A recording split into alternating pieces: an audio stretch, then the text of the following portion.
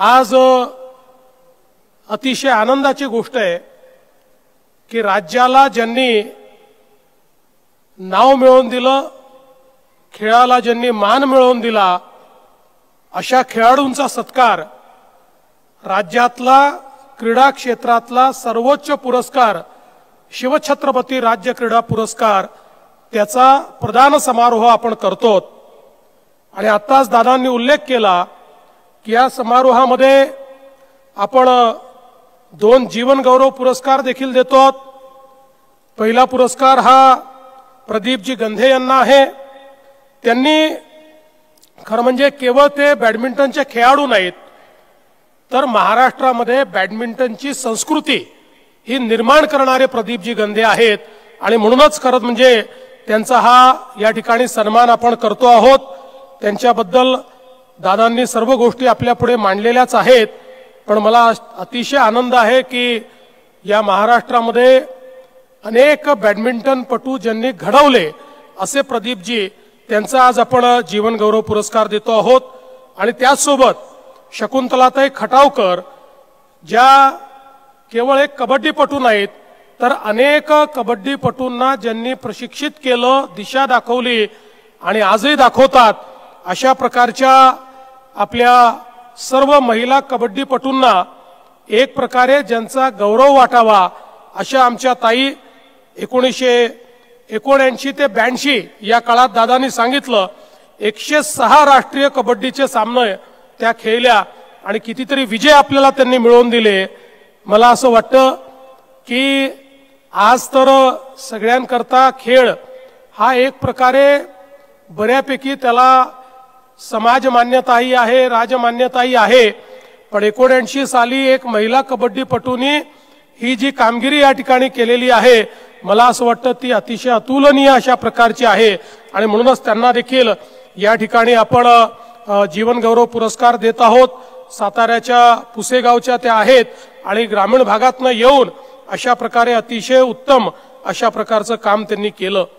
आपल्याला याही गोष्टीचा आनंद आहे की आपल्याला ऑलिम्पिकमध्ये स्वप्नीलनी या ठिकाणी पदक मिळवून दिलं आणि खाशाबा जाधव यांच्यानंतर पहिलं पदक आपल्याला ते मिळालं। पॅरा ऑलिम्पिकमध्ये देखील आपल्याला त्या ठिकाणी सचिन खिलारीने पदक मिळवून दिलं। त्यामुळे मला असं वाटतं की एक प्रकारे पदकांची भरारी ही पुन्हा एकदा आपण सुरू केलेली आहे, पण आता आवश्यकता आहे की आपले जे खेळाडू राष्ट्रीय स्तरावर उत्तम खेळ खेळतायत त्यांना आंतरराष्ट्रीय स्तरावर देखील तशाच प्रकारची पदकं किंवा मेडल्स मिळवता आली पाहिजेत।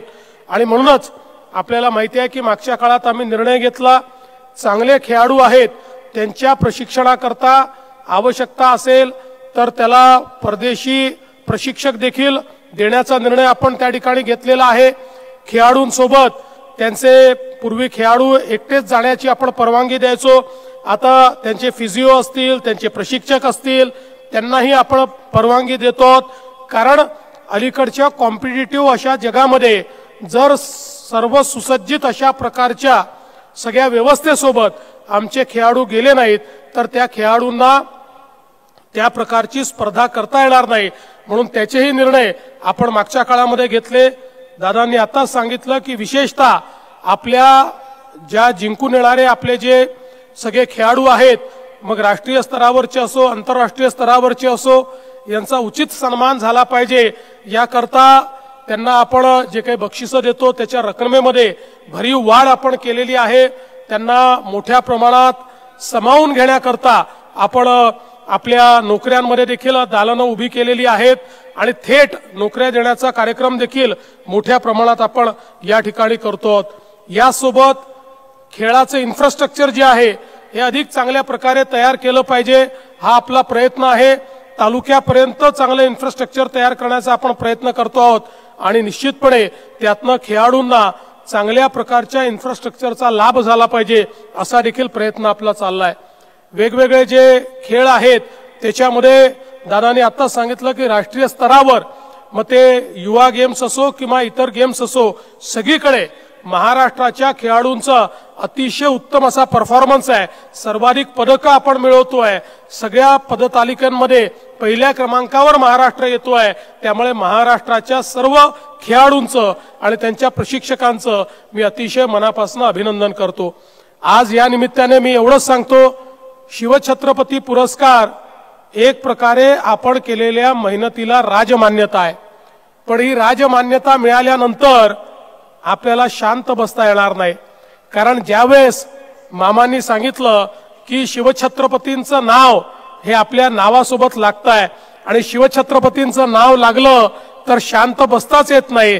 त्यामुळे आपल्यापैकी प्रत्येकाला जो खेळाडू आहे त्याला खेळाडू म्हणून, जो प्रशिक्षक आहे त्याला प्रशिक्षक म्हणून, जो खेळाडू होता पण आता कदाचित पुढे दुसऱ्या भूमिकेमध्ये जाणार आहे, अशा प्रत्येकाला आपली भूमिका ठरवून खेळाच्या आणि खेळाडूंच्या विकासाकरता आम्हाला काय काय करता येईल त्याकरता आमचं पूर्ण कॉन्ट्रीब्युशन आम्ही देऊ, अशा प्रकारच्या मानसिकतेत जावं लागेल। हा पुरस्कार मिळाल्यानंतर छत्रपती शिवरायांनी ज्या प्रकारे या महाराष्ट्राला दिशा दाखवली, तशीच महाराष्ट्रातल्या खेळाडूंना दिशा दाखवण्याचं काम सर्व पुरस्कार विजेत्यांनी करावं।